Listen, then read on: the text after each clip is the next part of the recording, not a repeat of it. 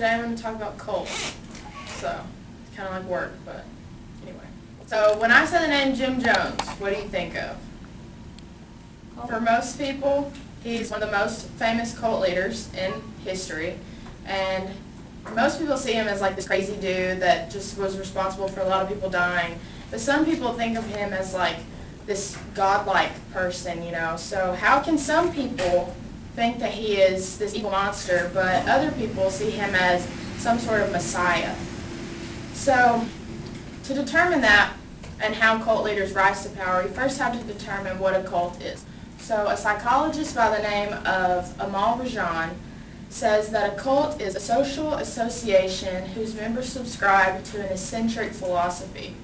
Now, for years, religions and cults were closely related because they both have a belief in a higher power principle, and they usually have a set of, rules that they follow. But around the 20th century, cults started to have a negative connotation, and religion still stayed positive. So why is that? Why is a cult so different from a religion? Well, in the more well-known cults throughout history, they gained popularity by performing these outrageous acts that people really never heard of, and it was just really weird, and they would do these like sacrifices and stuff like that. But oftentimes these are acts of violence. So like I mentioned earlier, Jim Jones convinced over 900 people to drink cyanide-laced Kool-Aid and commit suicide. So how did he convince them to do that?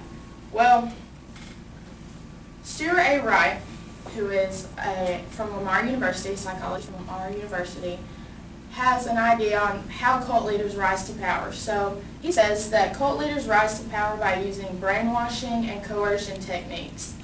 And some of these include like controlling the environment that you're in, or manipulation, food deprivation, so they would starve them so that they would do whatever they said, and controlling the information that they saw. So sometimes they would, they make their own newspapers so they could control what their people saw, or they would edit stuff out and they would like not be able to see television or stuff like that. So they basically controlled everything about the situation. And on top of that, they tried to target passive people, so they were really open to interpretation, or people that had been in an abusive environment, and so they were trying to find someplace safe, and they would try to get them into their cult by saying, this is a safe place and nobody's going to hurt you, and in reality that wasn't true.